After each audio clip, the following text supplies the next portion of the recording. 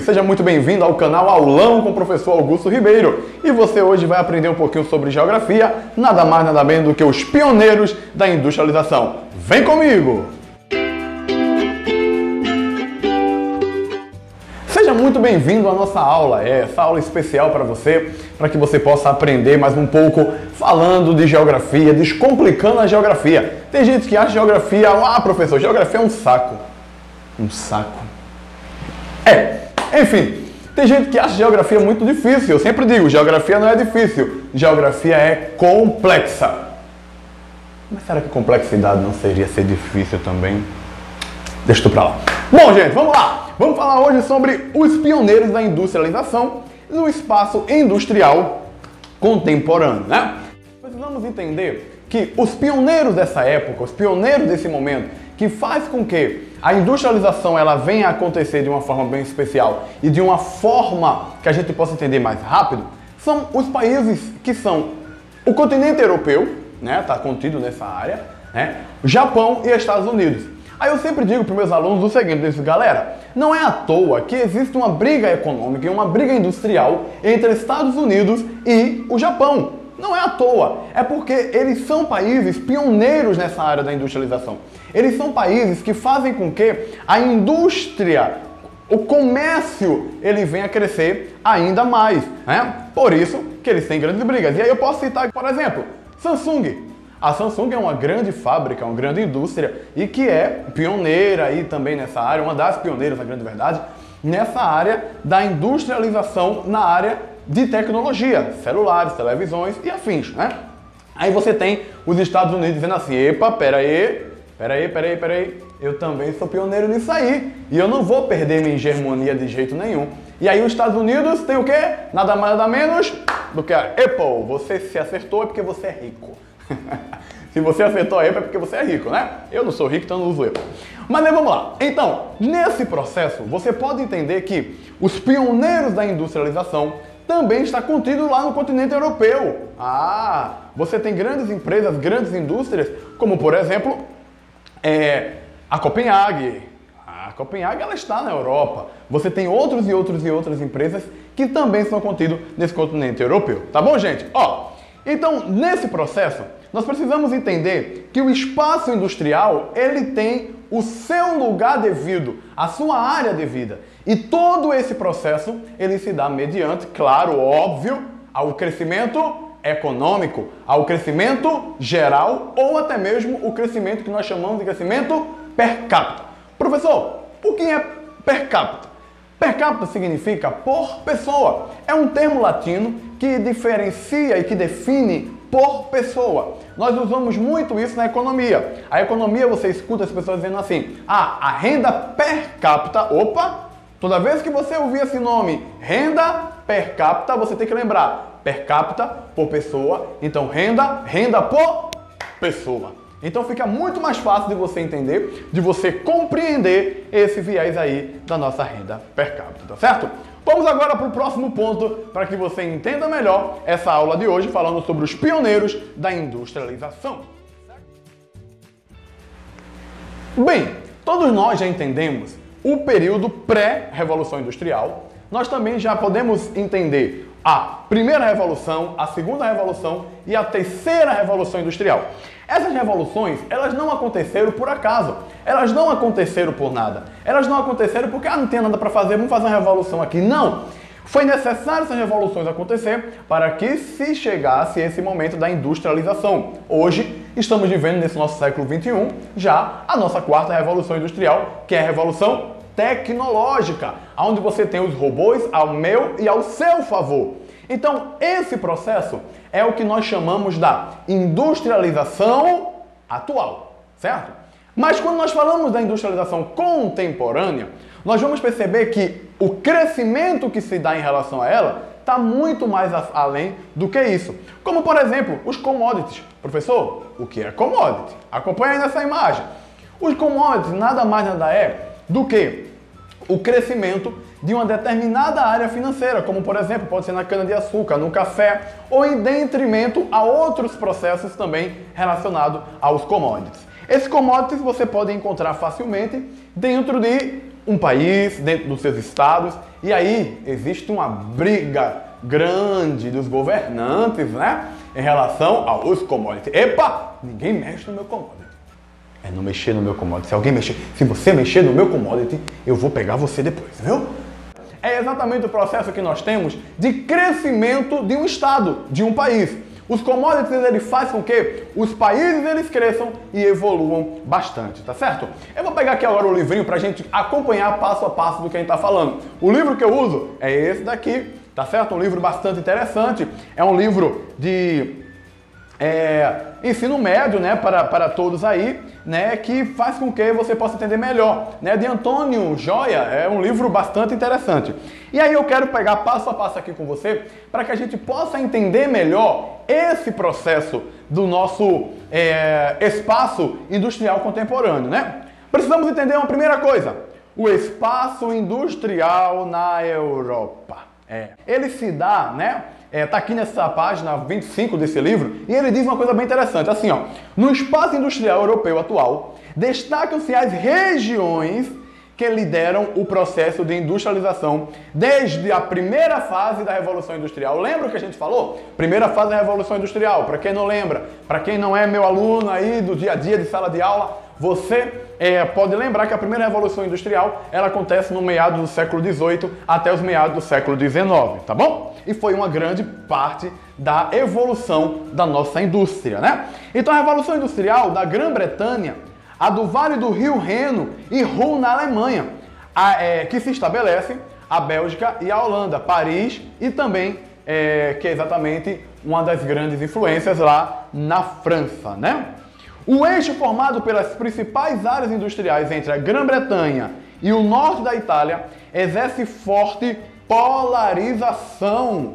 Aí você pergunta: professor, o que é polarização? A polarização, ela nada mais nada é do que um processo de influência, tanto que pode ser política, como também ela pode ser cultural e ela também pode ser econômica. Algo que polariza é algo que envolve, é algo que traz para perto, é algo que você consegue arrematar para você. Ou melhor, nesse caso dizendo, para o processo. Ela se dá determinadamente dentro das regiões e dentro também dos eixos, que nós chamamos de eixos principais. Professor, por que eixos principais? Eu te explico agora. Existem vários tipos de eixos, tá? E eu vou usar aqui hoje pra gente só o que nós chamamos de eixo principal. Esse eixo principal, ele é exatamente o que norteia, o que traz a base, o que faz a gente entender melhor o processo de polarização dessas indústrias, ou seja, o processo da expansão dessas indústrias. As indústrias hoje em dia, no século XXI, na verdade na metade do século XX, no início, perdão, do século XX, já começa a se ter isso. Até o presente momento, você vai poder perceber que esta polarização, ela se dá muito maior. Por quê, professor? Por que ela se dá muito mais?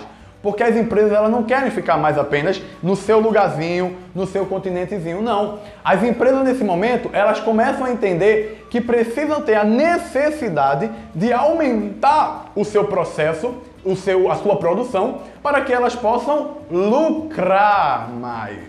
E aí é o que nós chamamos na economia do trade-off, que é exatamente as escolhas conflitantes. Muitas vezes as empresas elas precisam perder aqui para ganhar mais na frente. Elas precisam abrir mão de algo aqui para ganhar mais na frente. Então esse processo de polarização, ele dá-se-á pelo motivo de que as empresas elas querem expandir, as empresas elas querem atingir. E isso na Europa é muito comum. De todos nós vemos essa situação. E aqui na página 26, nós podemos entender uma coisa que nós chamamos de CEI, que é exatamente a Comunidade dos Estados Independentes, né? Que aí cada estado ele estabelece, né, o CEI, C-E-I, que estabelece as suas regras, as suas normativas, os seus momentos de expansão econômica, as suas regras para que os produtos sejam importados e exportados, tá certo? Então, nesse lado, nós podemos entender que nós vamos ter aí vários países aí agregando essa comunidade dos Estados Independentes, e eu quero citar alguns aqui, como por exemplo, a Rússia, né, a Armênia, Também, na verdade, aqui ele pode citar até o Cazaquistão está nesse meio. Nós temos aí em média de 15 países que estão envolvidos nessa questão. Vamos lembrar na sociologia que esse nome Estado, ele se dá pelo grande fato de ser o país, tá? Tanto é que nós, quando fomos, você vê o presidente do seu país, ele saindo daqui do Brasil, por exemplo, da República do Brasil, ele saindo para outro país, ele não é chamado lá fora do presidente. Alguns países até que chamam, mas a sua maioria chamam-se de chefes de Estado, porque dentro da grande globalização, nós temos os países como Estados, né? Então, por isso que eles são chamados de Estados, Comunidade dos Estados Independentes, que é o conhecido como o SEI, não é isso? Vamos falar agora um pouquinho também, galera, sobre espaço industrial dos Estados Unidos. Uau! Vamos falar sobre esse país que é um fenômeno de crescimento. Nós temos os Estados Unidos como grande referência, como um grande país de grande influência para o crescimento dentro do espaço da nossa globalização relacionado às indústrias, né? Tanto é que o PIB dos Estados Unidos, né, o Produto Interno Bruto norte-americano, ele é exatamente muito forte. E é forte ao ponto de você perceber que todos os países, mas a maioria dos países recorrem aos Estados Unidos por ser uma grande potência mundial. Não é à toa que os Estados Unidos é uma grande potência mundial. Não é à toa que os Estados Unidos se considera essa potência. Não é à toa que os Estados Unidos se vê como essa potência. De fato, ela é essa potência. Ela não se intitula por acaso. Os países, por sua vez, intitulam ela. Então, o espaço industrial dos Estados Unidos, aqui na página 26 do meu querido e amado livro, né? Leituras e Interações da Geografia, diz o seguinte, olha só o que Joia fala sobre essa questão dos Estados Unidos. Ele diz assim, ó, a primeira região a se industrializar nos Estados Unidos, ainda na segunda fase da Revolução Industrial, lembrando que a segunda fase da Revolução Industrial, ela acontece, né, na metade do século XIX em diante, não é isso? Nos meados do século XIX em diante, foi a Nordeste conhecida como Manufacturing, ou seja, o cinturão fabril, ou seja, o cinturão de grandes fábricas, de grandes produções, de grandes indústrias. A disponibilidade da matéria-prima, minério de ferro naquela época, né, até mesmo os presentes momentos, e o carvão mineral, o transporte hidroviário proporcionado pelos grandes lagos e a existência de um mercado consumidor interno favoreceram a industrialização dessa região ainda no século XIX. Ó, vamos lembrar uma coisa.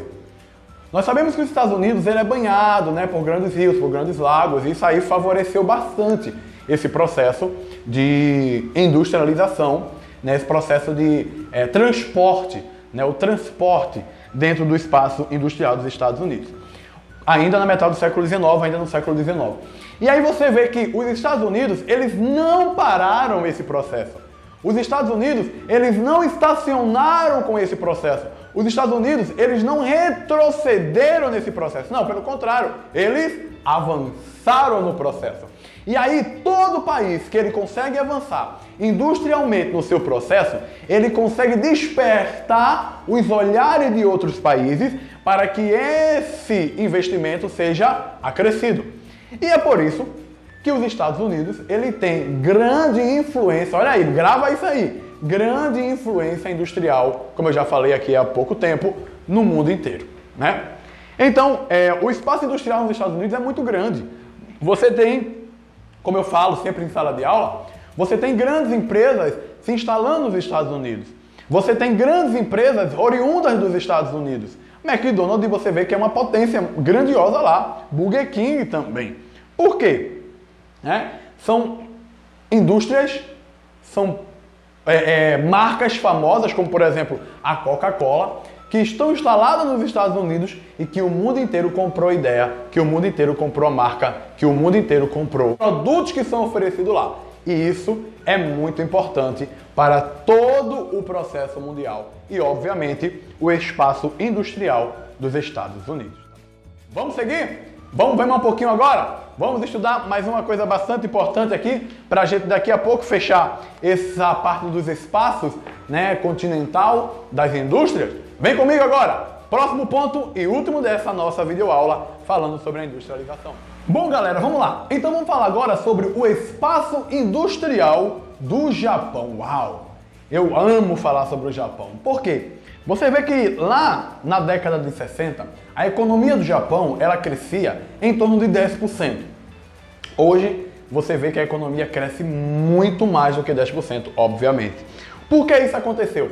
Porque o Japão começa a se instaurar, né? Começa a se estabelecer, para ficar mais bonita a palavra, né? Como uma grande potência dentro da industrialização. E aí você vai ter os Estados Unidos olhando isso com maus olhos, entre aspas, né? Apesar de ser um grande parceiro, né, do Japão, mas ele começa a ter um certo ciúme, certo? Ciúme assim como você tem daquela sua namorada ou namorado, né? Então, nesse processo aí, você vai ter o Japão sendo o grande influenciador para que o crescimento aconteça. E aí no nosso amado livro aqui de joia, na página 28, eu demarquei um texto que ele diz assim: o período áureo da industrialização ela aconteceu, como já falei, na década de 60, né? E ele fala o seguinte: investimentos governamentais em pesquisas e desenvolvimento e em educação, o que possibilitou o desenvolvimento das novas tecnologias e formaram a mão de obra qualificada. Ora, o Japão, ele começou a perceber o seguinte, ó, teve aquele feeling. Eu vou colocar em prática, certo? Eu vou colocar as pessoas para se profissionalizar, para estudar, para que elas possam, de fato, conseguir atingir uma qualidade na sua produção. Porque eu não quero o meu país aí fora mal falado. Eu quero que o meu país aí fora, ele seja visto como um país de grande referência. E aí o Japão começa a investir em tecnologia e aí automaticamente se eu invisto em tecnologia, olha aí o feeling, estudantes, eu também tenho que investir em educação.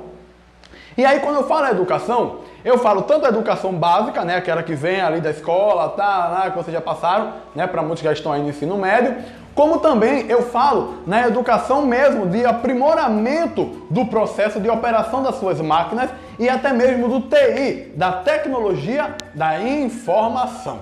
O Japão, esperto do jeito que é até hoje, olhou e disse: olha, peraí, eu não vou deixar que os Estados Unidos ultrapassem aí não. Eu preciso concorrer com os Estados Unidos e mostrar que nós temos potência. E aí eu não preciso nem falar sobre o espaço industrial que é hoje no Japão, né? Nós já sabemos e já vemos aí que a maior parte, né, dessa produção hoje mundial de tecnologia se dá ali pelo Japão, pela China, pelos aqueles países asiáticos ali. Não é isso, galera? Então, com isso, eu vou encerrando essa aula falando exatamente sobre a industrialização, falando sobre os pioneiros da industrialização, sobre esse momento, né, esse boom da industrialização, tanto na Europa, como já falamos, como nos Estados Unidos e também no Japão. Tá bom? Eu espero que você tenha gostado dessa aula. Se você gostou, dá seu like aí, compartilha esse vídeo, se inscreve aí no nosso canal, né? Aulão com o professor Augusto Ribeiro, e vamos estar juntos no próximo vídeo. Tá bom, galera? Beijo no coração, valeu, tamo junto, galera, juntos somos gigantes, até a próxima aula, valeu!